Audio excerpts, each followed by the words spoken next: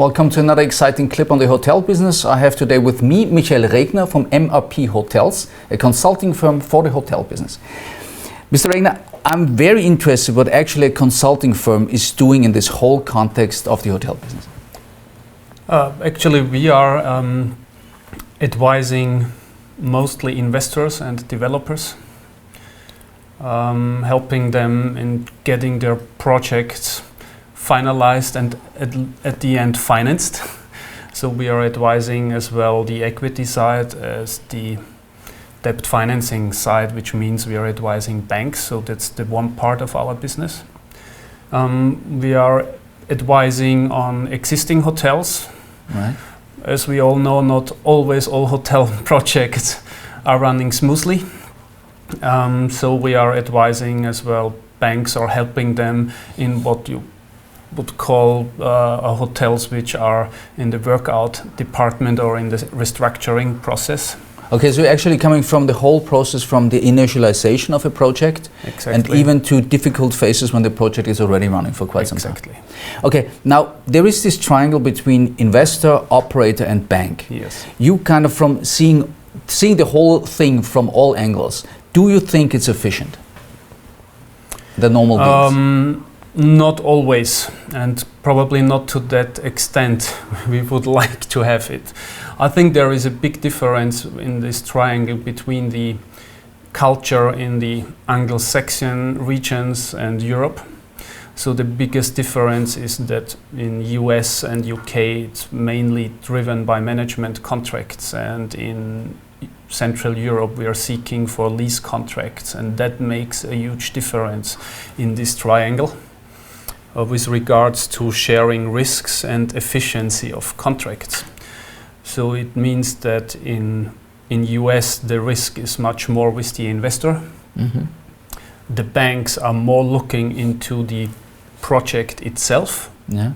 on the business itself, if the business does make sense. Yeah. And the operator is seen as a service company, like a lawyer or any other advisor or Okay. a manager. So they shall manage and they get a fee for it. If they don't perform, they will get exchanged and you take a new one. Okay. So in Europe, we have more the approach that the investors want to have security from an operator and ask for a lease contract. And the financing banks are requesting a lease and guarantees over 20 years. Okay. Including bank guarantees and so forth. So we have in Europe much more risk with the operator, Mm-hmm. but less flexibility because contracts over 20 years. And we intend here to check and to, let's say, put more emphasis on the strengths of the operator in terms of financial strengths rather than checking the project itself, if the business makes sense. Okay. Is the operator in Europe, does he get a higher fee usually than in the US? No, if we talk about triangle contracts, we usually talk about franchise because otherwise it would be a two-way contract. So someone is the owner and someone is operating or leasing. Okay. But the triangle usually starts with a franchise. So we have someone having, let's say, the license, someone who operates, and then there is the owner or investor, and then there is the bank. Okay. Financing the project. The fees are similar, but what we see is that the hotels in UK and US deliver higher returns to the investors, as we have a different risk share. As the operator is only seen as a service provider, they get just the fees. As soon I ask for a guarantee and a guaranteed lease, it's like a bank guarantee, you have to pay for such guarantees. So it basically means that the operator takes a part of the return Mm-hmm. because he guarantees a lease. But still that doesn't mean that this will work for the next 20 years. Okay. But somehow he has to offset his guarantee risks against certain incomes and returns, but he will not have a share on the real estate. So it's just basically he has to earn his money with his service he is providing, which is operating the hotel. Okay, and how do you see the role of the bank in the whole process? Because the bank has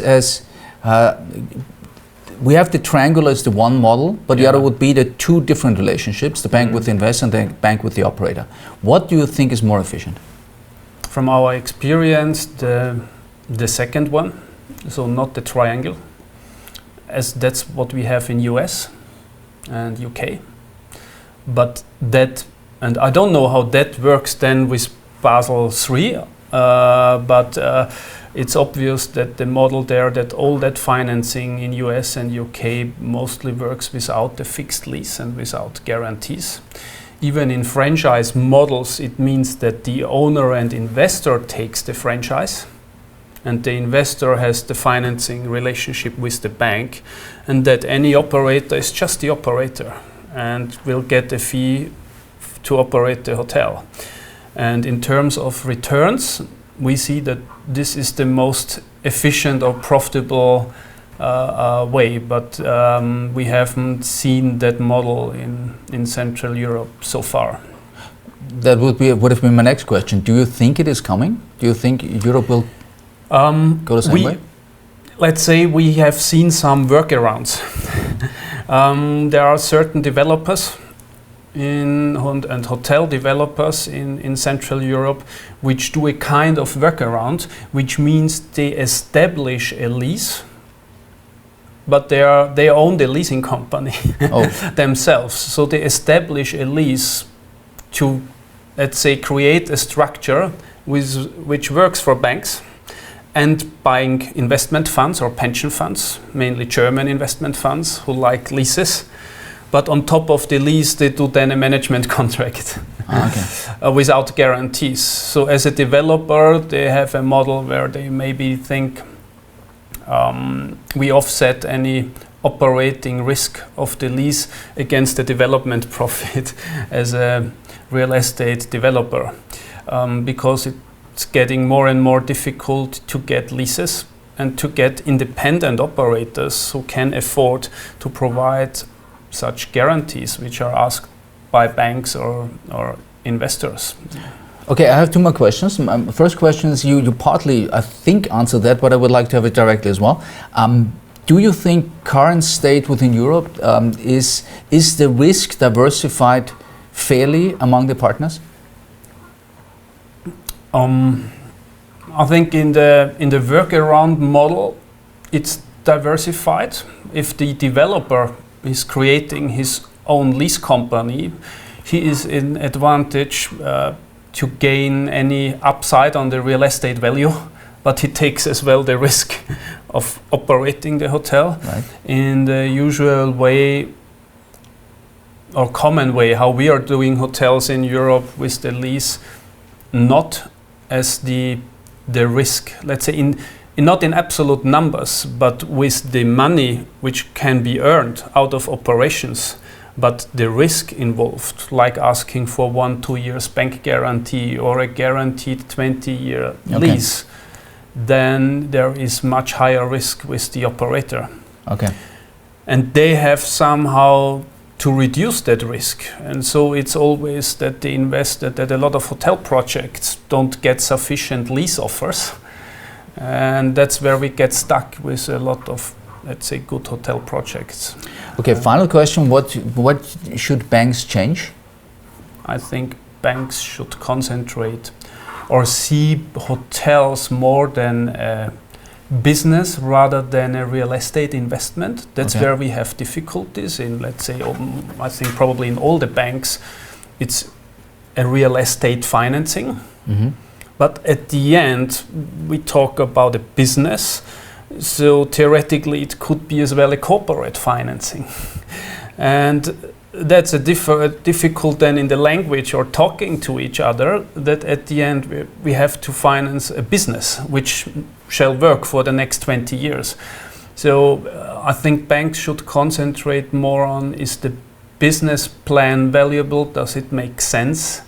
Rather checking a bank guarantee or let's say checking the financial capability of an operator. There are hundreds, thousands operators in the market. We can change an operator every day, but you can't change the real estate or move it away. So we should more look into that as a business. Okay. Mr. Regner, thank you very much for your time. Thanks. Thanks for your time. See you around.